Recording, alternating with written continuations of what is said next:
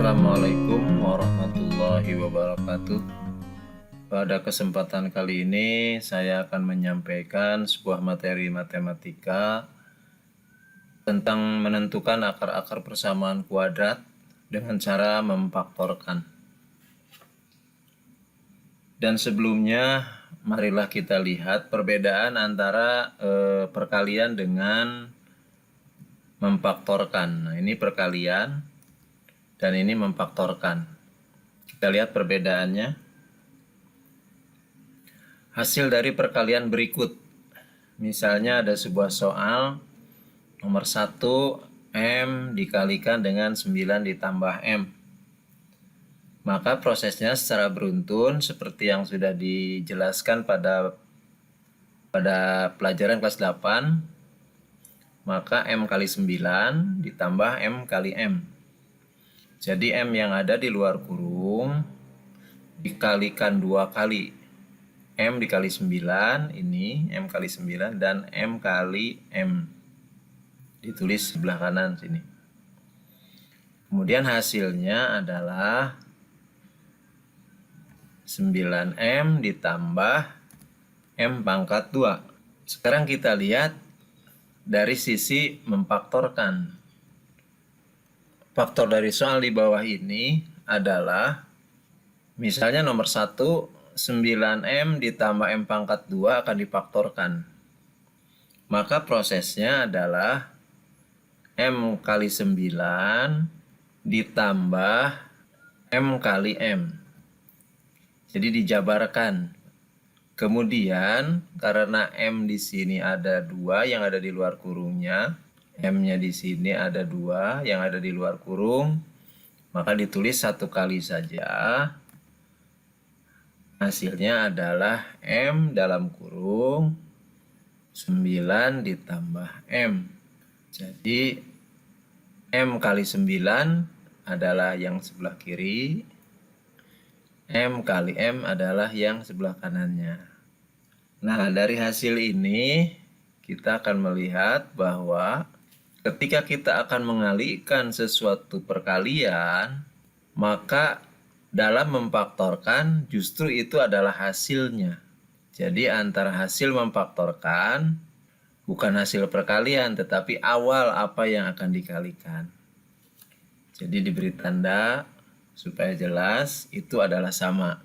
Jadi faktor dari 9M tambah M pangkat 2 adalah M dan 9 tambah M. Berikutnya nomor 2. Misalnya kita akan mengalihkan 8 dengan A tambah 3. Maka secara beruntun kita tulis 8 kali A ditambah 8 kali 3. Yang hasilnya adalah 8A ditambah 24. Bagaimana kalau kita memfaktorkan 8A ditambah 24? Berarti pertama kita tuliskan 8 kali A. Dan berikutnya kita tuliskan 8 kali 3. Kenapa tidak 6 kali 4 atau tidak 12 kali 2? Ya, ini merupakan harus ada 2 buah bilangan yang sama yang ada di luar kurung. Sehingga bisa disederhanakan dalam memfaktorkan angka 8-nya atau bilangan 8-nya ada di luar kurung. Sehingga yang di dalam kurungnya adalah A tambah 3. Jadi ketika ada 2 buah bilangan yang sama, cukup dituliskan 1 kali saja. Dan 8 kali A tambah 3 itu merupakan awal dari perkalian. Jadi faktor dari 8A tambah 24 adalah 8 dan A tambah 3. Jadi dapat disimpulkan di sini bahwa proses dari pemfaktoran adalah kebalikan dari mengalihkan. Berikutnya bagaimana cara menentukan akar-akar persamaan kuadrat AX kuadrat tambah BX tambah C sama dengan 0. Nah, ini merupakan persamaan kuadrat. Yang pertama dengan cara memfaktorkan dan di sini dengan syarat A-nya sama dengan 1.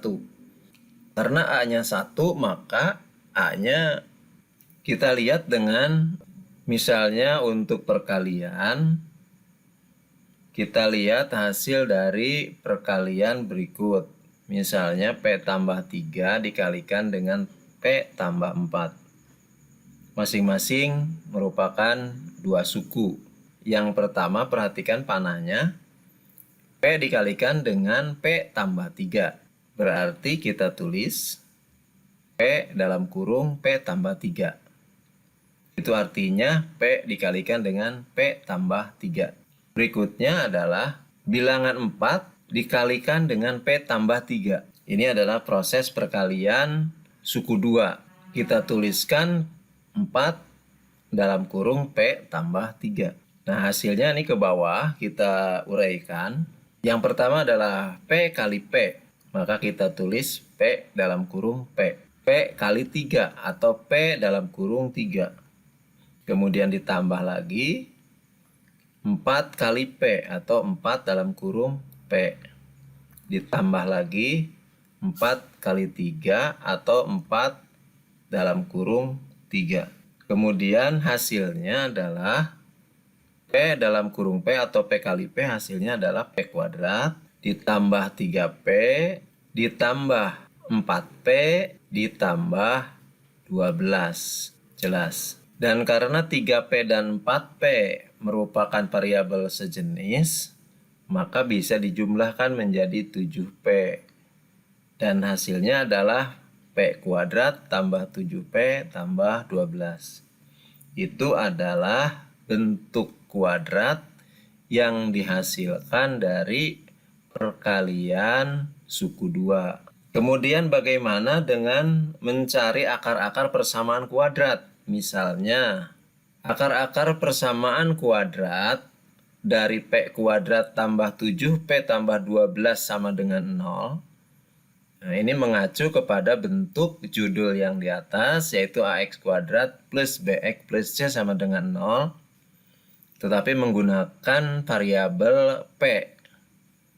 Jadi kita akan mencari akar-akar persamaan kuadrat dari P kuadrat tambah 7P tambah 12 sama dengan 0. Yang pertama kita lihat adalah bilangan 12. Bilangan 12 harus dicari faktornya. Berapa faktor dari bilangan 12? Misalnya faktornya adalah 1 kali 12. 1 kali 12 adalah 12. Atau negatif 1 kali negatif 12. Sama itu juga merupakan faktor dari 12. Atau 2 kali 6. Itu juga 12. Atau min 2 kali min 6. Atau 3 kali 4. Atau min 3 kali min 4. Itu juga semua 12. Nah, itu faktor-faktor dari 12. Ternyata banyak sekali faktor-faktor dari 12. Mana yang akan kita pilih? Nah, selanjutnya kunci yang kedua adalah perhatikan bilangan yang di tengah. Bilangan yang di tengah yang variabelnya P itu bilangannya nilainya 7. Nah, yang cocok dengan faktor dari 12 adalah 3 dan 4. Karena 3 dan 4 dijumlahkan jadi 7. Sehingga kita bisa menuliskan P kuadrat ditambah 3P ditambah 4P sesuai dengan yang diberi tanda merah. Kemudian 12-nya kita tulis menjadi 4 kali 3 sama dengan 0. Berikutnya adalah P kuadrat kita jabarkan menjadi P dalam kurung P atau P kali P. Kemudian 3P kita jabarkan menjadi P dalam kurung 3. Kemudian ditambah dengan 4 dalam kurung P. Kemudian ditambah 4 dalam kurung 3 sama dengan 0. Berikutnya, karena di sini ada bilangan P di luar kurung ada 2. Dan bilangan 4 juga sama, di luar kurung ada 2. Maka setiap ada bilangan atau variabel yang di luar kurung ada 2 itu hanya dituliskan satu kali saja untuk menyederhanakannya, sehingga penulisannya menjadi P dalam kurung P tambah 3. Jadi untuk P kali P dan P kali 3 cukup ditulis P dalam kurung P tambah 3. Kemudian bilangan 4 ini tidak usah ditulis 2 kali, cukup ditulis 4 dalam kurung P tambah 3 dan seterusnya sama dengan 0. Dan berikutnya masih juga di sini terlihat ada tulisan P tambah 3 2 kali. Nah, P tambah 3 2 kali ini kita tulis satu kali saja dengan menyatukan antara P dan 4. Sehingga penulisannya menjadi P tambah 4 dalam kurung ya, dikalikan P tambah 3. Ini adalah bentuk sebuah perkalian, sehingga dimisalkan P tambah 4 kali P tambah 3 sama dengan 0. P tambah 4 ini misalnya sebuah bilangan dan P tambah 3 juga sebuah bilangan. Dua buah bilangan jika dikalikan menghasilkan 0. Jika A, saya misalkan A bilangan pertama dan bilangan keduanya saya misalkan B.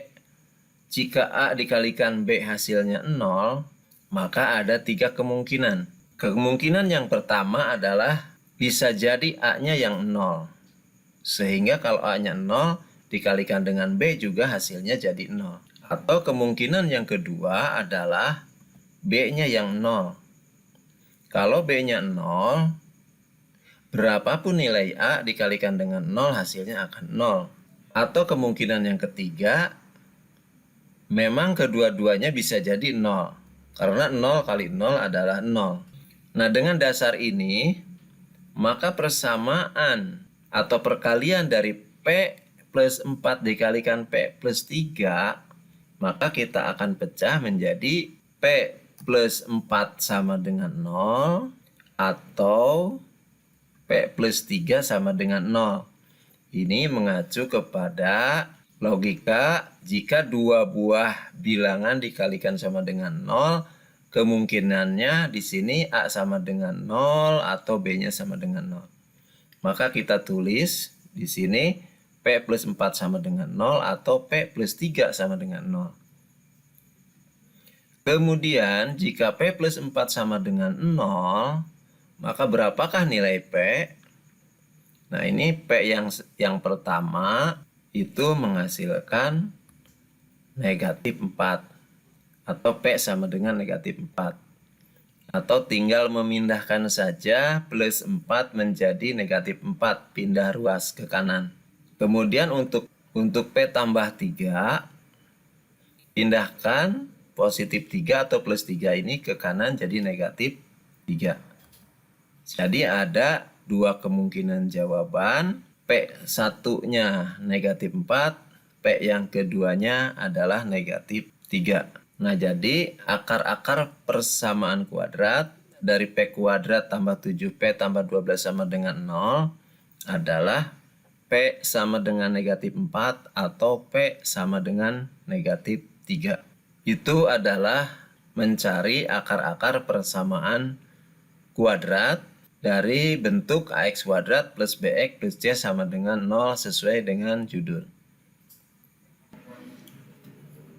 Sekarang bagaimana menentukan akar-akar persamaan kuadrat AX kuadrat plus BX plus C sama dengan 0 dengan A-nya bernilai 1 dengan lebih sederhana. Kita akan memfaktorkan dari sebuah persamaan kuadrat X kuadrat tambah 4X min 12 sama dengan 0. Di sini saya menggunakan variabel X. Kita perhatikan jawabannya dengan baik. Yang pertama kita membuat dua buah kurung perkalian yang hasilnya sama dengan 0.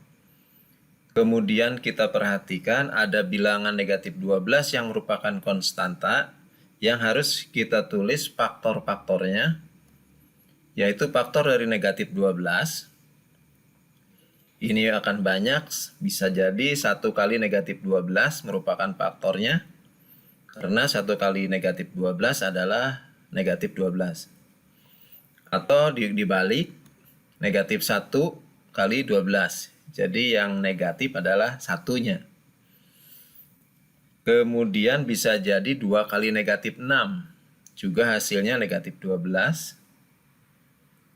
Atau dibalik juga, negatif 2 kali 6, hasilnya negatif 12, atau 3 kali negatif 4, atau negatif 3 kali 4. Nah, ini semua merupakan faktor dari negatif 12. Karena saking banyak, kita belum bisa menentukan. Langkah yang kedua adalah bagaimana bilangan-bilangan dari faktor-faktor ini kalau kita jumlahkan atau kita kurangkan. Maka kalau kita jumlahkan atau kita kurangkan dari faktor-faktor negatif 12 ini akan berbeda-beda hasilnya. Misalnya yang pertama 1 dikurangi 12. Itu hasilnya negatif 11.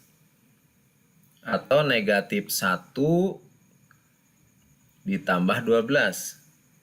Maka hasilnya adalah 11. Atau 2 dikurangi 6. Hasilnya negatif 4, atau negatif 2 ditambah 6. Hasilnya adalah 4. Kemudian 3 dikurangi 4. Hasilnya adalah negatif 1. Nah, yang kita pilih adalah yaitu yang bilangannya sesuai dengan bilangan yang ada pada variabel X yang ada di tengah. Ya, bilangannya adalah bilangan yang sesuai dengan yang ada di variabel X. Jadi ini adalah yang sebelah kanan ini adalah penjumlahan dan pengurangan ya. Jadi harus dilihat dulu penjumlahan dan pengurangannya. Sehingga yang akan kita pilih adalah negatif 2 dan positif 6 yang akan kita pilih. Kita beri tanda. Berarti penulisannya di dalam kurung ini adalah X negatif 2 dan X plus 6. Nah, itu penulisan yang sederhana. Kemudian berikutnya kita lanjutkan dengan menuliskan X min 2 sama dengan 0.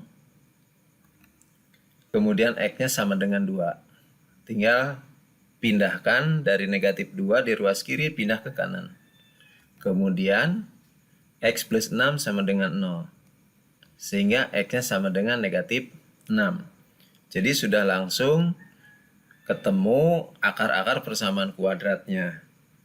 Tinggal kita simpulkan bahwa akar-akar persamaan kuadrat dari X kuadrat tambah 4X min 12 sama dengan 0 adalah X sama dengan 2 atau X sama dengan negatif 6.